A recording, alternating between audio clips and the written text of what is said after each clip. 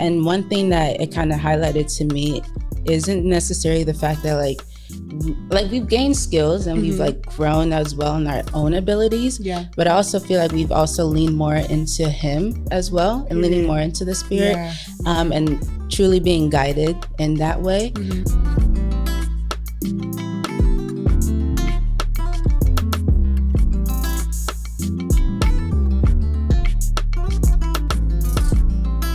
Hi everyone, Belinda here, your host. Welcome back to another episode in our founder series for Rose and Bloom. In these episodes, we're going to be introducing you to the incredible women on our team that help bring the mission and the vision of a Rose and Bloom to life. Today, we will be speaking to Moyo. Hey guys. Okay.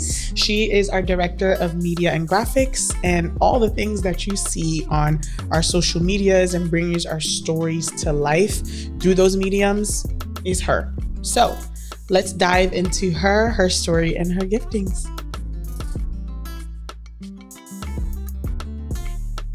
Hello, Miss Girl. How are you doing today? I'm good. I'm well. I'm here. Period. Blessed, highly favored. Come on. Thank God. Thank God. Okay. Thank you so much for being here today. Of course. If you had a choice, you know. I'm but on you're the here. other side. You are. You are. You don't really come to this side too often. Yeah. Yeah. And it's different. Is It's it? different for Is it? sure. Like, Is it? I'm filming everybody, but now I'm the one being filmed. Like, Okay. Jennifer, whoa. Okay. So let's get into who you are and what you do for Rose and Bloom. So can you start off by sharing the story behind the visual identity of a Rose and Bloom and how you even approach creating it? Yeah, for sure. So, I mean, I think you touched on it a little bit during your episode where you just reached out to me and was like, yo, remember ASO days, social media chair, but let's use those talents for a good reason. For a better reason. And so I joined on, of course. And honestly, I don't really have like much of a background in just graphics and media design, all of that. It's just something I've always like enjoyed doing. Yeah. And it's an outlet for sure. And it allows me to just be creative. Yeah. Because what I'm in is definitely not creative. That's what you say. Well, yeah. I mean, I'm seeing the creativity a little bit. Okay. Because you have to be to treat people. Yeah. You know? She's going to be our doctor, guys. Listen, she's our doctor. Yeah. Glory be to God. Give me some time. Yeah, we're gonna get there. You're going to get there. So yeah, it allows me to be creative. And so when you approached me, I was like, yeah, for sure. Yeah.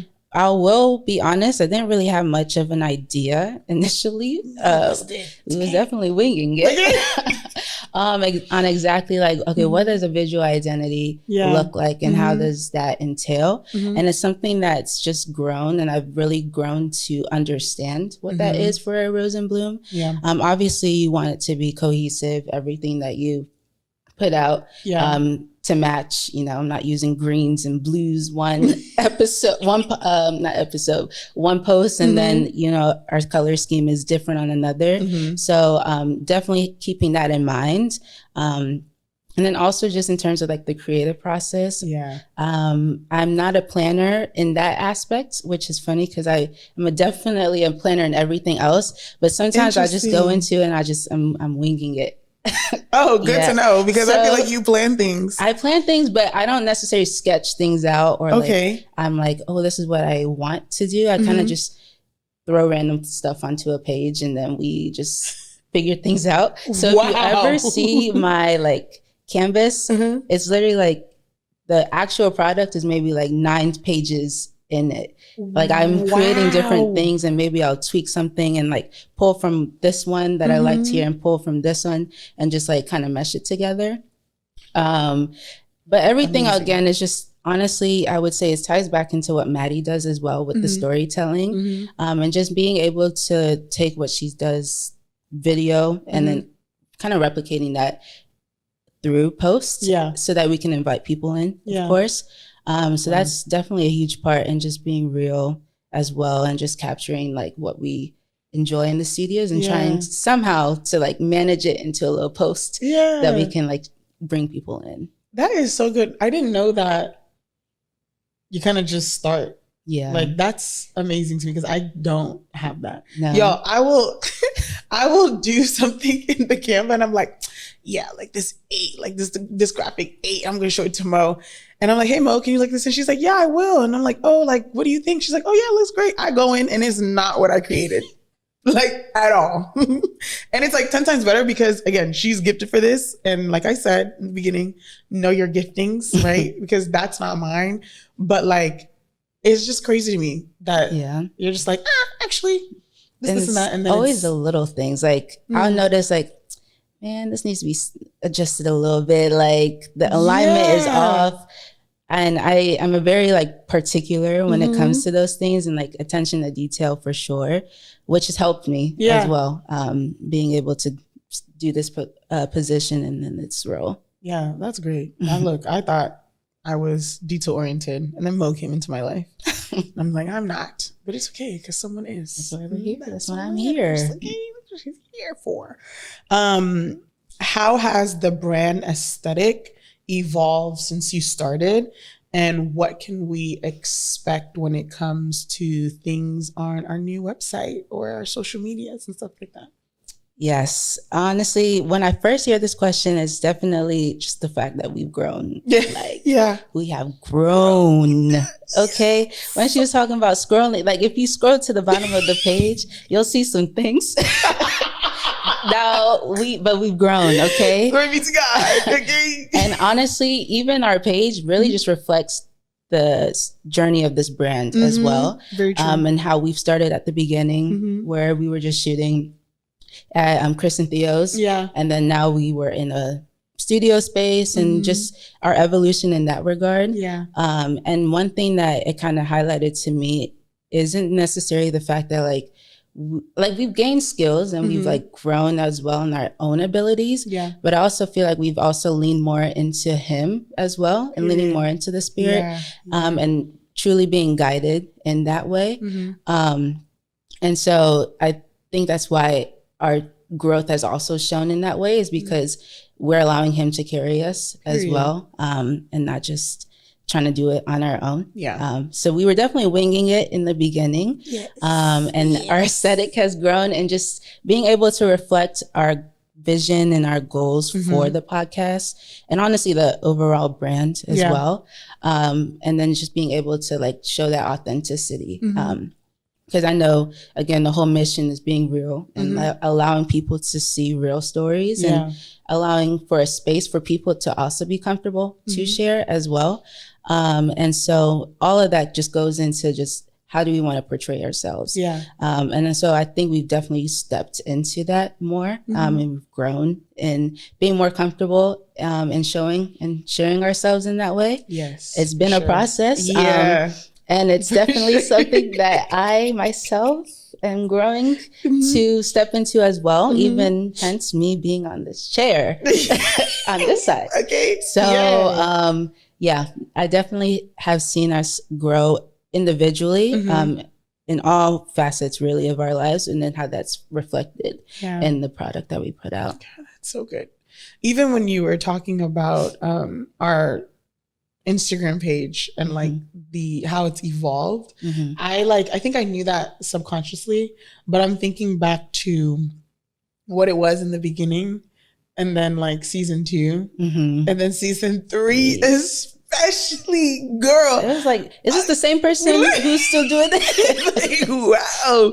Because I think sometimes in this process from 2017 to 2022 and then us being where we're at now, sometimes I tend to live so much in the present where it's like, oh God, I don't have this, I don't have that I don't look back to where we came from. And you mentioning the page and like, even as you're speaking, like thinking through like, wow, God, you've been faithful. Because even that jump from 2 to 3, crazy work. Like I still remember, cause we took our first brand shoot photos there. And then of course we did like the new studio reveal and all that stuff and the trailer for season 3 and it literally looked like a TV show. Like for real. You know, and people being like, whoa, like this is so, and I was like, we've been here. Like we've been using this space but like not to that capacity. But just thinking about like, wow, we really have come far Definitely.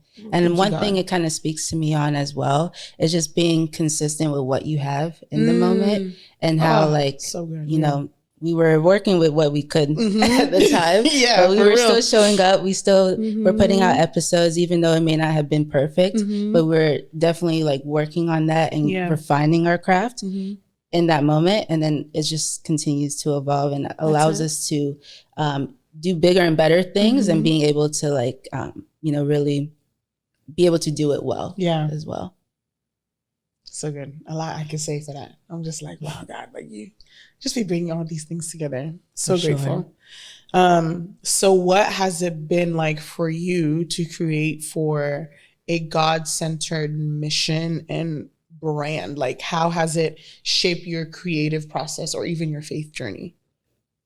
It's definitely one thing that I definitely causes me or makes me to realize is that, and I think Myra might have said it in her episode, was just the importance of really relying on the Spirit, and shows me that like he really cares about all aspects. Like I tend to think that like, oh, it's more so physical, like my health, or he cares about like, you know, how I'm doing in career or my spiritual life, my relationships, but it's truly like everything that I'm involved in, he has a hand in it in some way. And that also includes like me creating, like, why not ask, Lord, help me to design this, or how can I, you know, use my talents, you know, through A Rose in Bloom, of course, to show people and highlight people back unto you. Why not just submit that as well? And so that's something that as time has gone on, and I've really done more with this role, that it's been like, okay, you know, let me ask God, like, how can I create something that, in the very beginning, I have no clue what, like Belinda will be like, okay, I want this, that has that, with some of this. Literally. Like, okay. I'll try. And so kind of touches a little bit how like I don't necessarily have like a process, and so really just relying and just being like, okay, you know what, there's a Bible verse where it's like he causes us to will and to do. So I was like, okay, well, the Holy Spirit dwells within me, so as I'm creating, he's going to be working through me, and we'll see how that goes. And so it's something that I've grown. Now, I won't say like at the very beginning that I had that revelation. It's developed over time. And so I would say that's one area, and just being able to like see God in other things outside of just like what I thought he would just like operate within. Like he really does operate within all your spaces and every single thing. And then also the seeing other people be like comfortable and just themselves, and like the events that we have where we like bring in women as well, just also gives me like role models as well as so good. A space for me to also feel comfortable, just because it's not necessarily something I've like grown up with, where seeing other women, as most especially like women around my age, being and walking in this walk, and, you know, being so open about their faith and like living boldly and being their authentic self. And so being a part of this team and working alongside Belinda and honestly, though, everybody else, everyone really on the team, it's really been a blessing, and it's helped me. We don't have enough time, but I just wonder, like, you know, when I made the decision to go to JMU and how that trickles down and like has brought me to this space. It's just all part of his connection and everything that he's worked on. So it's really important. It's not important, but really exciting for me to like be a part of it. It's why I decided to continue. So grateful for you, despite moving. And it's something that I'm very blessed to be a part of, and excited to also see where it takes us in the future. Girl, we love you. I love y'all too. Well, yeah, I was like, I don't know if I can speak for the team. I think I can. That we love you, but I love you. I was side-eyeing them. They say anything else, but it's cool. We can talk. We can talk. Yeah, I love you, girl. Love and you such a blessing. Truly, we would not be here without you. And I'm so grateful for you. Well, thank you. More than you know. Thank you. More than you know. So that's all I have for this episode, y'all. Thank y'all so much for listening and tuning into Moyo's episode and hearing her story and diving deeply into that. Stay tuned as we continue our founder series and continue to meet more people on the team. So until next time, continue blooming into the roses God's called you to be.